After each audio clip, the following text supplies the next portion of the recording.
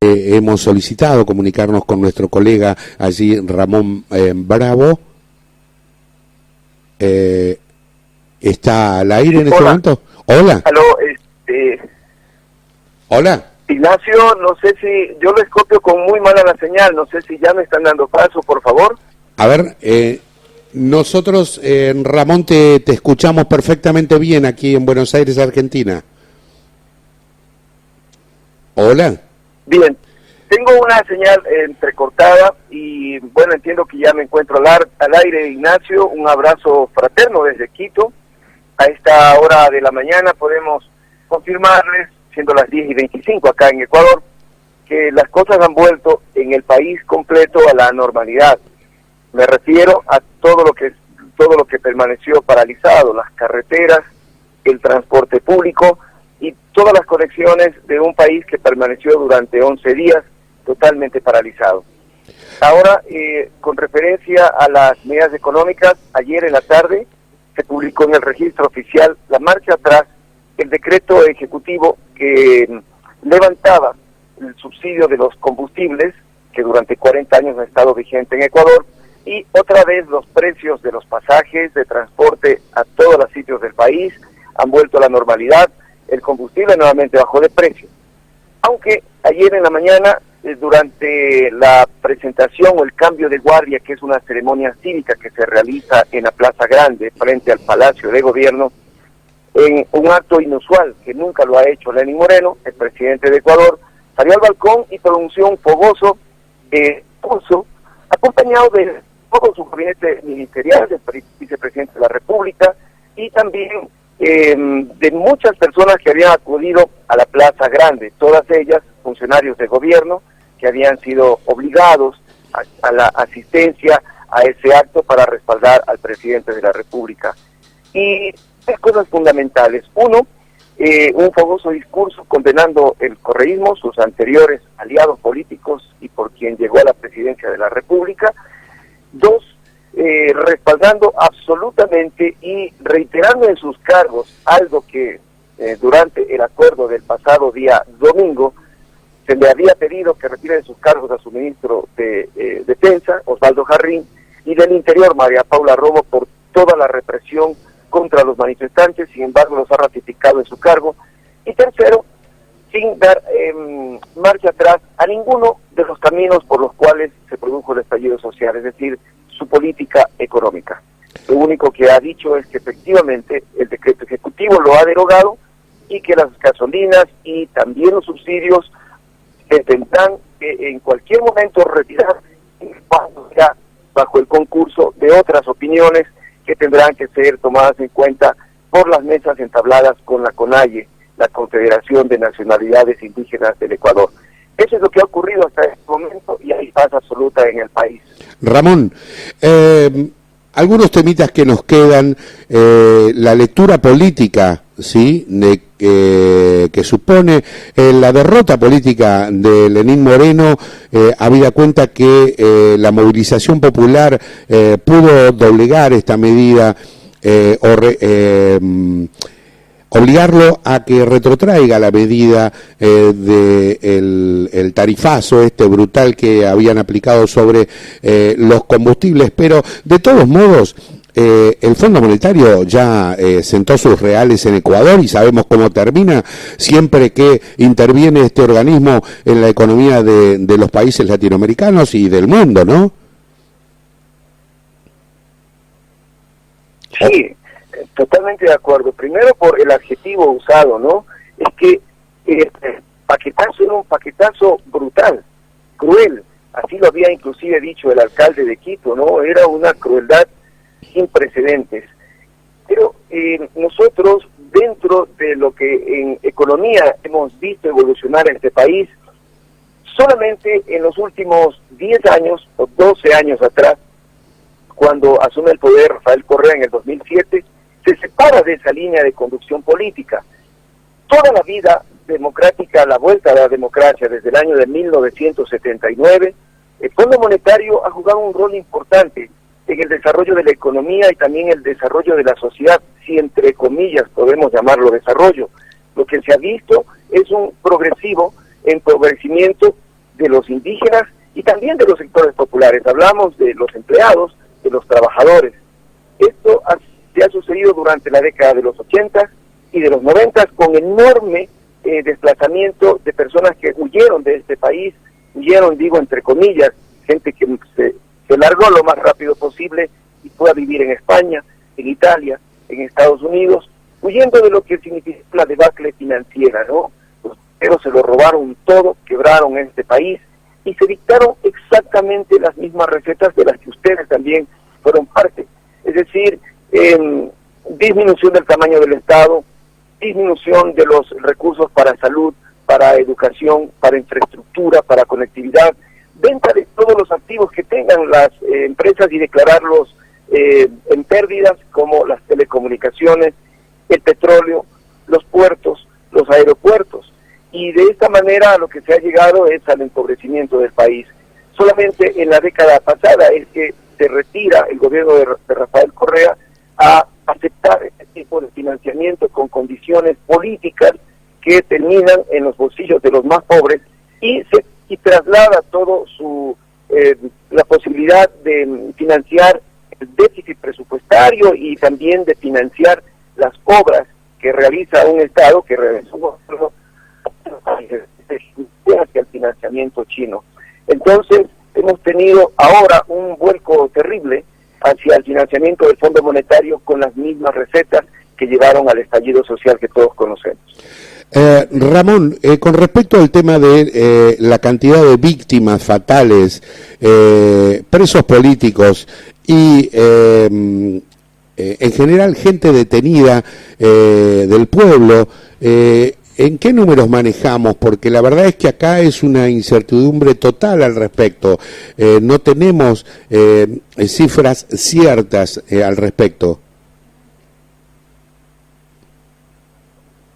¿Te puedo pedir de favor, me reiteras la pregunta? Hay una, suena entrecortada la comunicación, por favor.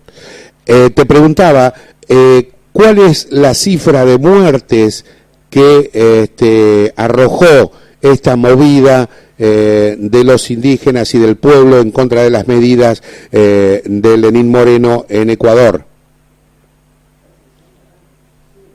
Te reitero, la pregunta es, ¿cuál es la cifra de víctimas mortales? Exactamente.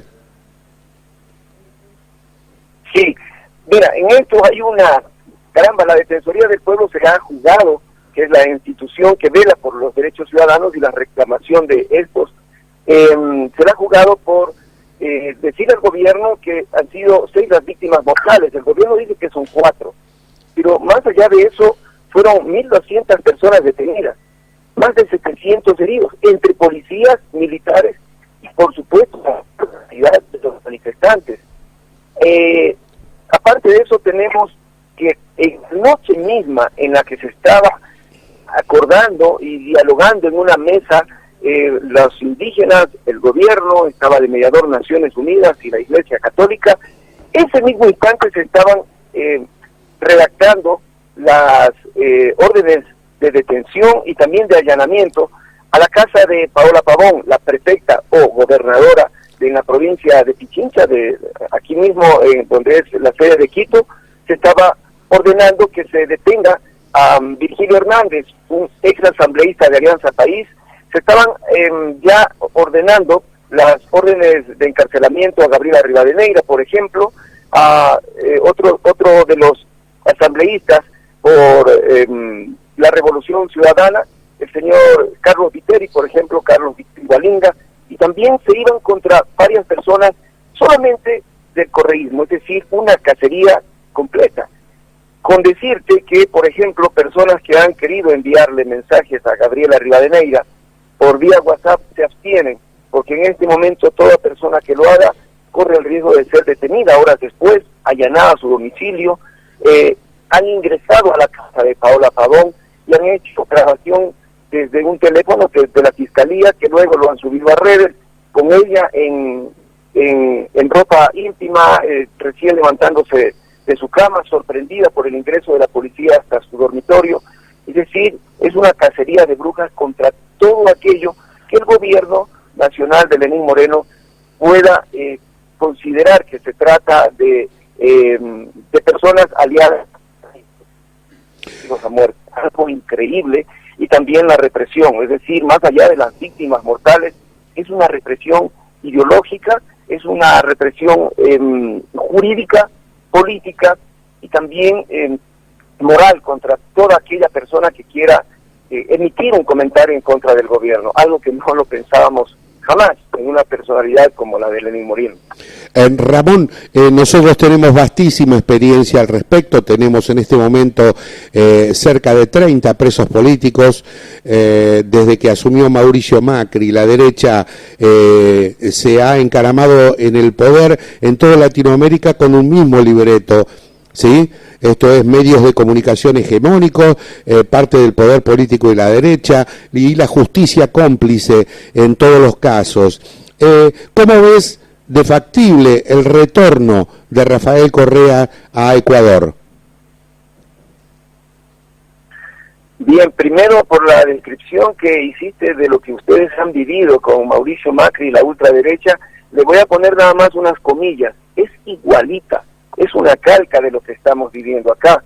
Yo te pediría, Ramón... Segundo, con respecto a... Ramón, ¿sí? Escúchame, nosotros hacemos permanentemente referencia a lo que el mismo Correa ha mencionado en innumerables ocasiones y que tiene que ver con el Plan Atlanta 2012.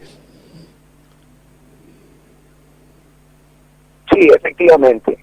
Efectivamente se trata, bueno, el expresidente Rafael Correa, inclusive en su último tuit, exponía o de alguna manera se pronunciaba sobre un gobierno al que él lo llama clínicamente muerto.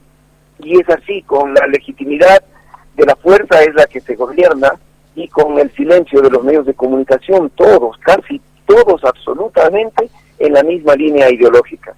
Ahora tenemos unos días de tensión, se ha sembrado un miedo absoluto en la población de pronunciarse contra el gobierno, y políticamente el presidente Rafael Correa es muy difícil, tendrá que pasar, no sé, episodios políticos de recambio absoluto, pero es muy difícil su retorno. Pero sobre la base social hay que ver qué ocurre en los subsiguientes 2 años previos a las próximas elecciones, 1 año y medio previo a las próximas elecciones, para saber de qué manera se mueven acá en Ecuador las fichas políticas y poder tener un espacio de resistencia política, me refiero, frente a lo que estamos viviendo, que es un apropiamiento absoluto de la derecha ecuatoriana. Ramón, la verdad que te agradecemos, ha sido completísimo, pero había una preguntita acá que teníamos desde la producción. ¿Vos considerás acaso que esta instancia de presos políticos que se da en Ecuador tienen de alguna manera la anuencia de los grupos indígenas? Sí, pues sí, han guardado absoluto silencio. Recordemos que el movimiento indígena también tuvo, la dirigencia del movimiento indígena tuvo serios choques políticos, confrontación permanente en el gobierno de Rafael Correa. Ajá. La dirigencia política y algunos actores que se mantienen vigentes. La base indígena siempre se mantuvo más bien expectante y algo dividida en ese entonces. Hoy han guardado absoluto silencio sobre los presos políticos, han guardado absoluto silencio sobre la situación política que se presenta en el país, y más bien se han concentrado, me refiero a la CONAIA, a redactar el nuevo decreto ejecutivo que por igual va a ir escalonadamente subiendo los combustibles y dando paso a lo que el Fondo Monetario, inclusive desde su representante en Miami, anunció ayer, que respaldaban aquel momento histórico del acuerdo y la redacción de un nuevo decreto ejecutivo, algo que es muy mínimo frente a lo que estamos viviendo. Es decir, por el momento no tenemos sino una salida. Debo decirte, querido amigo, que estamos casi como reseteando nuestro cerebro de lo que nos ha ocurrido hace muy pocos días, y estamos intentando entender por dónde están fugando las fuerzas políticas en su accionar frente a lo que será los próximos días, un nuevo decreto ejecutivo, unas elecciones que se avecinan con mucha rapidez, y también vamos a ver cómo la comunidad y también la ciudadanía se va pronunciando a través de sus instituciones frente a lo que ha ocurrido en Ecuador. Por ahora todavía estamos en una espera y muy tensa frente a lo que ocurra con el gobierno de Lenín Moreno, que parece que va a terminar efectivamente su mandato, pero queremos saber si efectivamente frena el terrible acoso del Fondo Monetario y las decisiones que le ha impuesto. La verdad es que me queda como reflexión final solamente pensar lo que ya yo venía diciendo en los distintos programas. Creo que lo único que hizo Lenín Moreno fue retroceder para tomar impulso. Ramón, te agradecemos enormemente este momento que nos has dedicado para aportar un poco de luz sobre esta tremenda situación que se está viviendo en la hermana República de Ecuador, y que deseamos fervientemente que pronto puedan volver a tener esa vida democrática digna. Bien, la comunicación aquí no te escuché, pero les avanzamos a la hermana República de Argentina y pensamos que se te va mucho la comunicación, Ramón.